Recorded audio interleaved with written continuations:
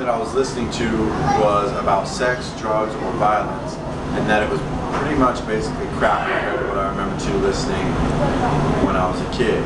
Today I'm going to explain to you how music and entertainment is corrupted and how it's corrupting our youth. I'm going to show you not only how it is ruining our entertainment industry, but also how it is affecting our youth. I will also give you all the reasons and why and how we can and should fix the problem. I will be using my own personal experience as well as some information that I got from the internet and data collection that I got from listening to the radio for about 10 hours and then comparing it. The three main points that I will be covering today are entertainment's corruption, entertainment's effects on the youth, and why and how we can fix the problem.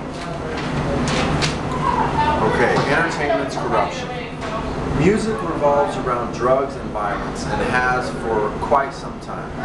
However, the radio stations used to keep those types of songs filtered out. And I remember when Tupac and Snoop Dogg and Dr. Dre were all considered gangster rappers and were not right to be put on the air.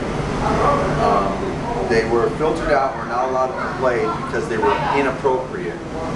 Now there are some of the more mild songs on the radio today that are pretty much worse than the roughest stuff they came out with. Movies are becoming more and more violent and vulgar every day. The movies are almost full of sex scenes and violence and drugs.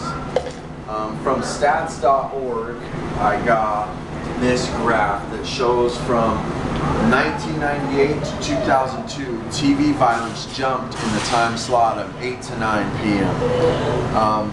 Fight, blood, guns, crashes and other explosions, threats of violence, torture, as well as some other scenes, all started out and jumped in comparison to some of the other time slots.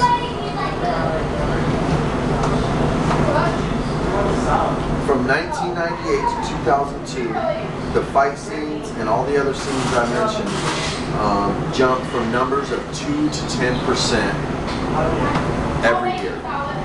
That means that more and more vulgarity is being seen by kids. For example, a 7-year-old boy the other day was killed trying to perform a wrestling move called the clothesline that he's seen on TV. Most movies and music are using this as the main plot to the story and to the storyline so that it keeps resurfacing back to it. Therefore, the movie is filled with this type of image. Sex sells, movies and music. Out of 1,242 kids interviewed at 3 different times, 938 were identified as virgins before being exposed to certain music. All kids were from the ages of 13 to about 17. I got that information from pediatricsdigest.com.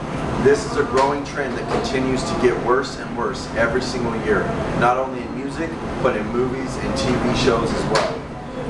Now that I've talked about entertainment's corruption and the growth in its corruption, I'm going to go on to my main point 2, entertainment's effect on the youth, and explain how it affects our youth.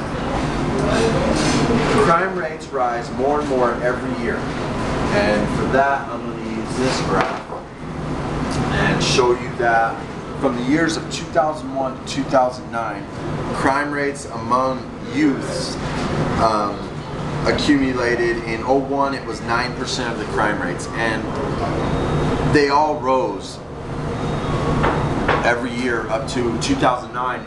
The youths were now creating 45% of the crime rates.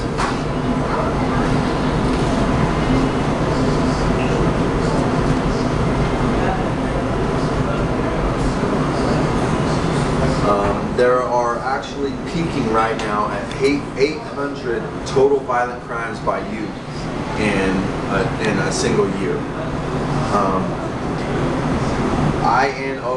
INO.ca.gov is the website I went to obtain this information. Music and television are making kids think that